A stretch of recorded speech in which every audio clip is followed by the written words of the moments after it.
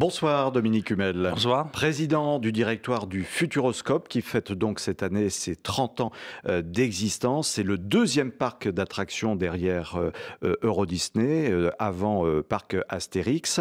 Vous attendez cette année 2 millions de visiteurs en 2017. Est-ce que c'est le signe que la page des événements tragiques a connu la France ces dernières années est désormais tournée? Je l'espère. En tout cas, c'est vrai que depuis 2 ans, nous avons une croissance de presque 20%.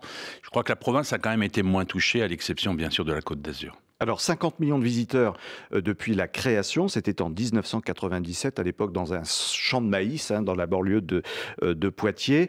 Il y a eu des années plus difficiles que d'autres, mais la notoriété est revenue. À quoi attribuez-vous ce succès au fil des 30 dernières années? C'est vrai, nous avons accueilli 50 millions de personnes, un Français sur 2 est venu, c'est une belle performance parce qu'il faut avoir cette attractivité là-bas à Poitiers. Je pense que c'est le renouvellement, la créativité, l'innovation qui est vraiment le cœur de ce métier et donc l'investissement. Alors pourquoi dit-on plus parc d'attractions que parc de loisirs?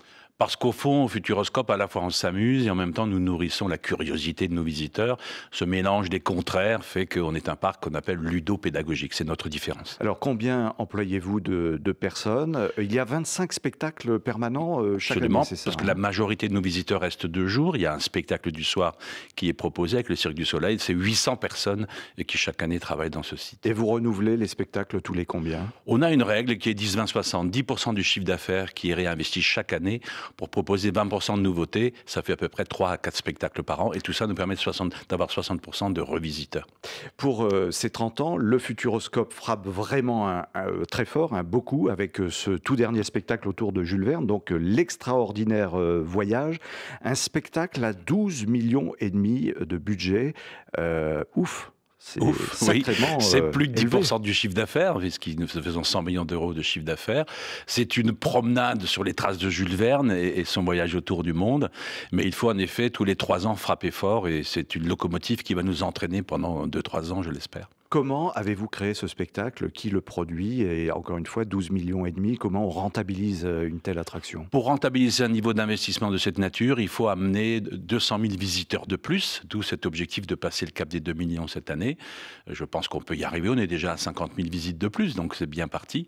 Alors les idées, souvent elles viennent de l'intérieur, mais aussi de l'extérieur. Là, j'avais un vieux rêve avec mes équipes, c'était effectivement de nous mettre sur les traces de Jules Verne et de son voyage autour du monde. Et donc on a trouvé un dispositif à Vancouver, des équipes de créatifs à Paris et nos propres équipes à Poitiers pour créer tout cela. Vous pouvez nous en dire un petit peu plus? Donc, c'est-à-dire que le spectateur voyage en quoi? En 3, 4, 5, 6 dimensions? Il est suspendu dans le vide? Effectivement, on lui donne cette promesse de voler, qui est un de nos grands rêves, nous les humains, et c'est notre thème, les rêves de l'homme, à nous Futuroscope. Et donc, on est sur une plateforme qui bascule à 90 degrés. On se retrouve du coup les pieds un petit peu dans le vide, et ça donne cette sensation très très smooth de survoler la Terre.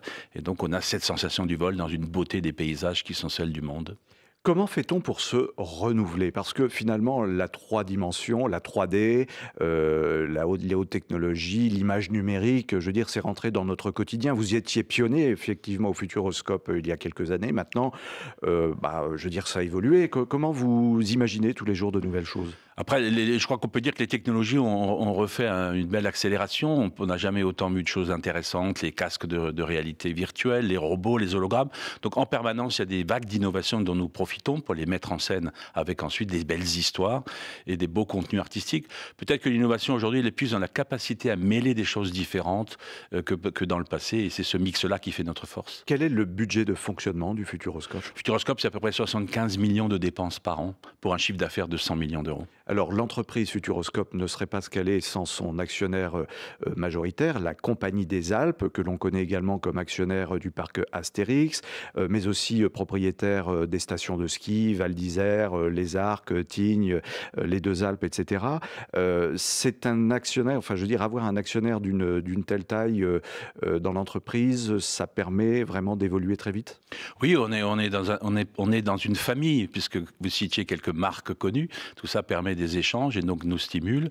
Puis la CDA, la Compagnie des Alpes, a des ambitions à l'international. Ça aussi, ça nous intéresse. Donc ça nous a apporté une nouvelle dynamique après celle du territoire local dans lequel nous sommes nés. Donc c'est la garantie d'avoir un actionnaire puissant, mais qui est tout sauf un mécène pour le coup. Non, donc il vous demande de la rentabilité. Exactement, et c'est ce que nous faisons avec une distribution chaque année de dividendes pour lui et pour les autres actionnaires. Aujourd'hui, le Futuroscope est totalement indépendant financièrement grâce à ses résultats. Vous êtes rentable à partir de combien de visiteurs? Aujourd'hui, 1 700 000 visites par an. Nous sommes donc au-dessus de ce cap, ce qui nous permet de financer nos investissements. Et l'investissement d'aujourd'hui, c'est le visiteur de demain. En tout cas, oui, c'est ça. C'est un challenge permanent. Oui. Alors, la Compagnie des Alpes est en discussion avec le groupe chinois Fosun, que l'on connaît également comme propriétaire du club méditerranéen. Est-ce que c'est pour vous l'occasion d'un développement à l'international? Alors, en Chine, bien sûr, mais peut-être ailleurs. J'espère que cette opération va se faire. En effet, elle est en cours. Ça sera l'occasion pour le Futuroscope d'aller, grâce à cet actionnaire, effectivement, sur certains marchés. Je rentre d'un voyage aussi dans le Golfe Persique. On voit que le tourisme est devenu le levier de développement de ces territoires, souvent dans des installations indoor, comme on dit, c'est-à-dire sous le toit. Et là, le Futuroscope a beaucoup de choses à donner et à proposer. Vous êtes déjà présent en Chine? Nous avons été copiés dans le nord de la Chine, ça l'affaire. Nous avons ensuite un certain nombre de nos pavillons qui existent. Par qui avez-vous été copié? C'est un investissement public par une province qui est tout au nord de la Chine et où Mao Tse-tung tournait ses films de propagande. Et ce lieu a été réveillé en quelque sorte et complété par un parc qui nous ressemble beaucoup. Donc le Futuroscope redore en quelque sorte en Chine le blason de cette région. Et si vous voulez. Bien malgré vous. Bien malgré vous. Les projets de développement, où sont-ils concrètement? Vous parliez effectivement du Golfe. Il y a d'autres idées dans les cartons? Oui, évidemment sur ces marchés porteurs où l'on cherche des choses originales, ce que nous pouvons proposer. Et puis des développements tout autour du Futuroscope, puisque notre zone là-bas dans le département de la Vienne reste une zone porteuse.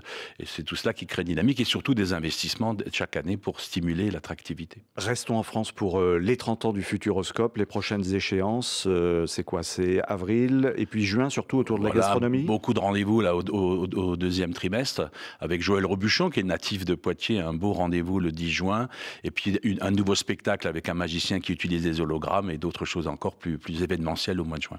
Dominique Hummel, président du directoire du Futuroscope de Poitiers. Merci, bonne soirée. Merci à vous.